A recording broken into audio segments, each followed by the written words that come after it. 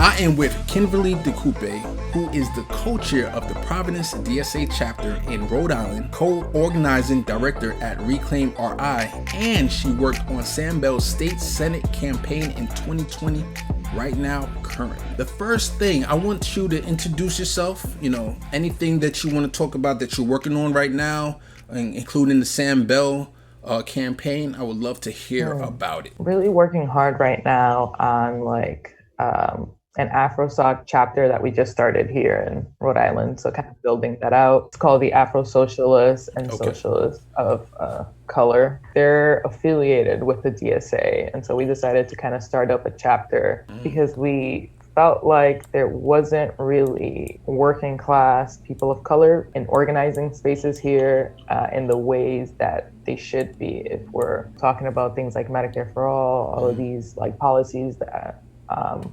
benefit disproportionately, people who are working class and people of color. Okay, cool. That sounds good. So when did you start? Is that something that just started in 2020? Mm-hmm. Yeah. Okay. And I can ask about how many members do you have right now? Right now, I think we have like 20, 25. Okay. And you guys do Zoom like once a month, once a week? How do you organize right now? Actually, we just held a training,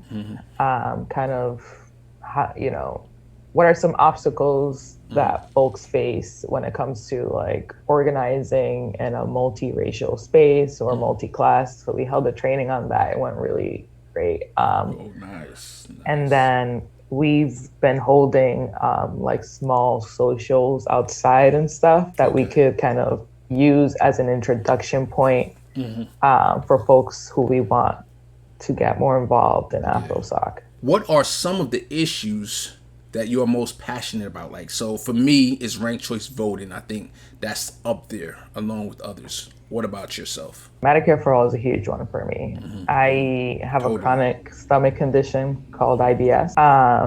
And, just going through the medical industry, it was definitely torture. I definitely felt like doctors didn't have enough time for you. Like, it's like they have 10 minutes and you better get out whatever you need to say in them 10 minutes and get out quick. Nah, I totally understand. I have bad eczema and I've been going from doctor to doctor to doctor and can't get a steady solution to that. So I totally hear you in that area. Tell me, how did your politics form? You're on the DSA, so I'm assuming you're a Democratic Socialist. Was it Bernie that really got you into politics? How did that happen? I started getting more into politics 2016 with Bernie's campaign. And originally at that time, I was a Hillary Clinton supporter. Like, I was going to go out and vote for her. Like, I thought she was a feminist, a woman, whatever. Like, so I thought she was a progressive choice. And I was hearing about this like old man who like came from another New England state and that he was like championing really like progressive things. But I didn't really start considering to like support Bernie Sanders till I seen like his platform that he was running on. Okay. And it was like a little Facebook post or whatever. It might have been an advertisement. Somebody created a meme with some of his like agenda. And so I was looking at it and I was like, wow, this is like, I've never seen a president run on such an agenda. Like, that's just so obviously for people and everyday people. Like, Obama was considered like the progressive choice or whatever. And he wasn't running on nearly, a progressive agenda like Bernie was. So I was like, damn, this agenda's crazy. And I started kind of supporting him. But, I was a surface level person when it came to politics. So it's not like I really understood deeply a lot of what Bernie was talking about. It's just that he appealed to my material interests. But there was a lot of things that I didn't really understand. Like, when I first started listening to Bernie, he would talk a lot about the big bank. And, for me, I was just like, the big banks, what do they got to do with all of this? Like, I was like totally at loss. I'm like, big banks, how do they? And so I started looking more into it, the way that they, crush workers. I mean, just all types of stuff. And so that kind of began my journey. And I think it was really eye-opening to see somebody who was running on an agenda that was obviously for everyday people, and to see the amount of opposition from people who supposedly say, like, yes, we want everyone to live a good life and all this nonsense. But it's like when somebody came out with an agenda that would make that a reality, you was out there fighting that. So what does that tell me? All right, so let's get into the strategy. That's what the people came to hear. And for those who don't know, the Progressive War Room is here I want you, the audience, to find and learn more about how candidates run. I want to demystify how you run, the process, what it takes, because I want you to get involved yourself, whether you become a candidate, whether you volunteer, whether you might be a campaign manager for your local grassroots school board person. So that's what this is about. Tell me about Reclaim Rhode Island, ReclaimRI. How did it start? How did you get involved? So Reclaim Rhode Island was originally Rhode Island for Bernie. Okay. So it was just like a grassroots group that was pushing for So let me Bernie throw here. this at you. I'm curious, why didn't it turn into Rhode Island, like Our Revolution Rhode Island or something like that? Well, there was already an Our Revolution. Oh, okay. In Rhode Island? Because I know there's the overall one and then there's the chapters, right? Yeah, there's a chapter here in Rhode Island. I mean, I wasn't one of the folks who started Reclaim Rhode Island, but I guess a lot of the logic there was that Our Revolution hadn't really taken off on the national level or the local level. And so we felt like we could take Bernie's agenda and form a different group and see where it takes us, because there's a lot of issues within Our Revolution, internal issues. Interesting. You didn't feel, or your team of people who started Reclaim Rhode Island didn't feel comfortable. Maybe they had their leadership already established and they're like, who are all these young people trying to come and tell us what to do? Or maybe they were too lax. Or I'm just curious, because this is very important. There's other people who in Texas, for example, are no, and I'm just throwing this out as an example. I'm not saying this is what's happening, but there might be young people in Texas who they have a good 10, 15 people ready to go. They go to their local Our Revolution and it's just a whole bunch of people doing nothing. And that would discourage them, and then their fire might dwindle. So instead, it sounds to me that might have happened with you, and then you said, instead of my fire dwindling, we're going to start our own thing. But I don't want to put words in your mouth. You let me know. I mean, I wouldn't say they were doing nothing, but I think there was like strategic differences, I guess. Okay, strategic differences. With nothing wrong with that. You know, that's why you start your own group, right? Right. Out of that came out Reclaim Rhode Island. Reclaim Rhode Island is really kind of a parallel organization to Reclaim Philadelphia. So our co-chair for ReclaimRI is Dan Denver. And so Dan used to live in Philadelphia, which is kind of how he knew about Reclaim Philadelphia. And so he came out and was like, oh, their model is working really well in Philadelphia. They're having a few victories. Maybe we should consider adopting a similar model. And out of that came out Reclaim. Awesome. I'm glad you said that. So what is that model? I guess it's not just like focusing on like electoral politics, but doing organizing year round, even on off year, to kind of like build the trust that you need to be able to run candidates and do a lot of electoral stuff. What's a typical month or two? Like, well, how do they organize? How do you guys organize within a couple of months? Like, what do you do for outreach? So we do hold like trainings, sometimes just like logistic stuff.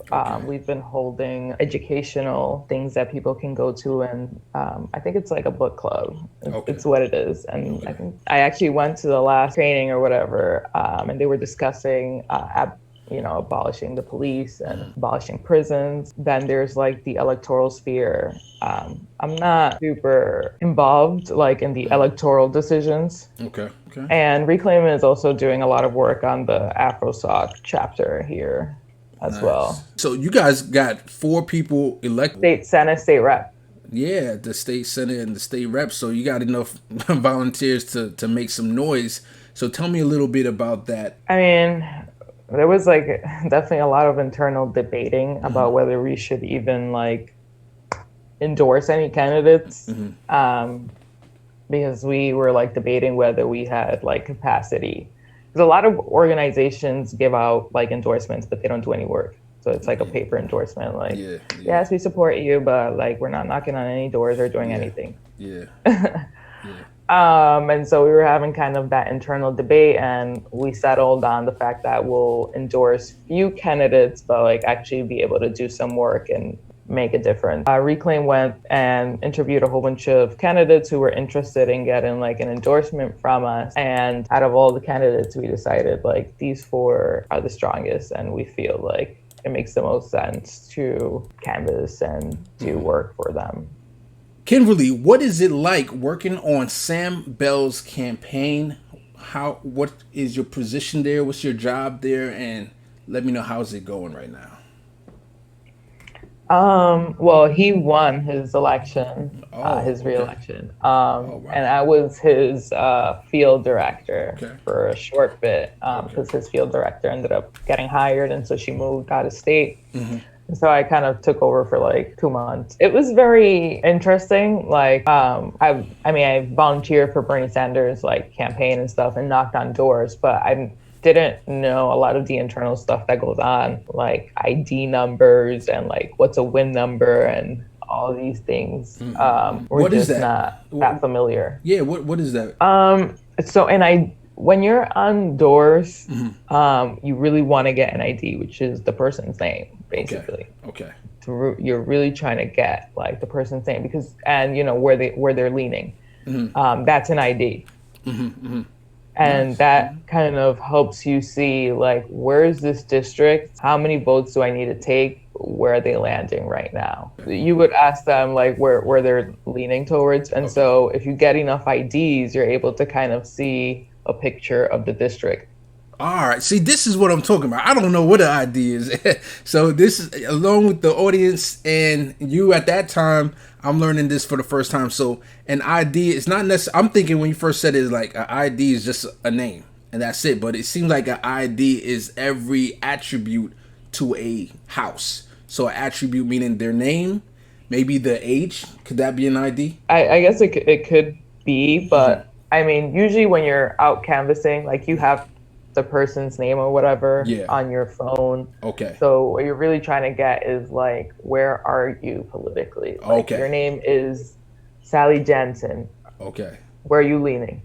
Okay, and that can we count on you to vote? That sounds to me, is that like Van? Because I've asked in the other progressive war room. Okay, that's exactly what it is. Are you getting this van from the Democratic Party, or do you guys have your own van? So Sam Bell was already an elected official, so he might have gotten it from the party. But usually candidates have to pay for their own van, unless you become endorsed by like the Democratic Party, but usually they're not going to endorse you if you're a progressive, so you're going to pay out of pocket. Got you. And I talked to my guy Tom Wakely in another progressive war room where he talked about how he got his challenger, because he won his primary back in 2016 in Texas. He won his primary, and the person who he was up against, they had a sit down dinner, and he said, I'm not going to endorse you, but I'll give you my van access. And he gave him his credentials, so he was able to start updating the van with his volunteers.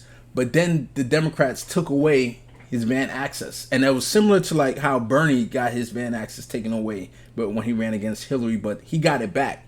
But with Tom, he never got it back. So is that something that could have happened to you, that you're filling out the van and the Democrats could take away your van access? Yeah, they definitely can take away your van access, but you can always like just buy it, and it's like $2,000 though. Okay, so once you buy it, that's it. They can't take it away. They can only take it away if you're using their van that they're paying for. Okay. How do you think he is currently doing as a first-time state senator? So he won last year in 2018. He won again, like you just told me, which is awesome. And how you think he's doing as a state senator? Well, he just got in right now, but Sam Bell is like, so he was the establishment's like number one like person to take out, specifically because Sam Bell is very outspoken and kind of calls out corruption, all types of, all these things that it's not typical proper to do at the General Assembly, like call somebody's corruption to their face. And I mean, he's continuing to do that. So he's still continuing to be, you know, their number one enemy, basically. But they low-key have to make peace with it because he won with like 70% of the vote. And that's a mandate. Yeah. Is there anything specifically that the establishment tried to retaliate with, or, you know, anything they try to do, like take away van access? That's one thing that they possibly could do, but they didn't do it. Go ahead. I mean, where the money comes from. Yeah. That's true. So his opponent was Joanne Bryan. And I do believe she was the city councilor president. This is somebody who's been in politics for a while, and obviously was recruited to run against Sam, and they thought like, oh, she's the council president, like she has a good chance to take him out. Obviously that didn't work out, but they had like Twitter pages and stuff that was all like propaganda memes against like Sam Bell, putting his face next to communist symbols and, you know, saying he wants gulags and all types of, you know, the general craziness that tends to come out of these neoliberals. So there was a lot of that type of stuff. It gets harder once you're already elected. Oh, totally. So a lot of it was just like attack mailers and then like propaganda on the internet. How far do you think the progressive movement can go in Rhode Island? So right now you got 4 people, progressives in the state rep and the state senate. Do you see, I don't know how many, the exact number of representatives or the amount of senators you guys have in the assembly and stuff, but like, do you see, okay, we could get a squad, a healthy squad, like we could get 10 in the assembly and 10 in the state senate? Well, we already kind of have a squad. Okay. In the last election, like our candidates won, but there was also this other group called the Political Cooperative from Rhode Island, and they ran a lot of candidates that ended up winning. So we're looking at a state assembly that's going to have like 12 or more new progressives. Nice. Like this is enough to like vote out the leadership and basically pass so much stuff. Like they have the votes. It's about whether they're going to organize and get it done. Okay. Do you see that even progressing even more in the next cycle? Yeah. I mean, we're going to fight for it. The establishment is definitely going to be ready. I think they were caught by surprise just with what happened. I mean, it was kind of a bloodbath for them. But they're going to come back, you know, well-funded. And we're going to defend our seats and add more. What do you look for in a progressive candidate? I really look for a candidate that has vision. I don't like when a candidate tells me something like, oh, I can't really champion this thing because right now we don't have the votes. Exactly. I hear you. That tells me you have no vision. And the point of electing a politician that's a progressive is that you're supposed to make it a reality. You don't have the votes right now. You're supposed to go out there and fight to get the votes. Exactly. Like that's why we're sending you over there. I definitely look for somebody who has like a coherent ideology, so their policies align. Okay. You don't have like policies that are contradicting one another. And you would think that a politician would have like a coherent ideology, but many politicians don't. Oh yeah, totally. We're going to get to that later. I'm hoping that I can talk to you about the People's Gauntlet. But let me ask you this next question. So how do you recruit, or how does ReclaimRI recruit candidates? Do you identify them, or do people come to you and say, hey, I want to run? So we didn't recruit any candidates this time around. All these candidates were already running, and we decided, like, you know, they wanted our endorsement, and we're like, okay, cool, you're great. Okay. But we didn't run any candidates of our own. So they wanted your endorsement. How did you vet these guys to, like, I want to make sure you all are progressive, you know? Well, I wasn't part of the vetting team. Okay. But, so the electoral committee did like a one-on-one sit down with all the folks who wanted an endorsement, and kind of ask them questions about their policies. How do you feel about defunding the police? All of these things. And, you know, based on their answers, the electoral committee kind of came back to the XCOM, the executive committee, and was like, okay, so our recommendations are we endorse these 4 people. If the XCOM votes yes, we're going with it. Okay. What's the XCOM? What is that? Executive committee. Okay, gotcha. Okay. Were there anybody that did come to the XCOM and then they said, nah, we're not even taking you to the next level? They didn't we didn't meet with any candidates. So the executive committee didn't meet with any candidates. It was only the electoral committee. Oh, okay, and then we met up with the electoral committee, and they gave us their recommendations, and we voted on it. Okay, gotcha. So do you know if, I know you weren't directly involved with that process, but I'm just curious if, was it more than 4 and people got denied? Yeah, okay, for sure. Okay. So I'm just curious, how many, do you know by any chance? Like, was it 20 people came to you guys and you whittled it down to 4 or what? Yeah. I don't know how many it was, but there were a few folks who got rejected because we felt like your policy, like, there was no substance there. Like, not that there's no substance, but like a lot of people call themselves progressives. Yeah. Right? Oh yeah. We're gonna talk about that too. Then, then they'll be like, I'm a progressive, but I don't know if I really believe that Medicare for all, like everyone should get the same health care no matter how rich or poor. Yeah. In the comments below, if you have any ideas for Reclaim RI, put it in the comments below.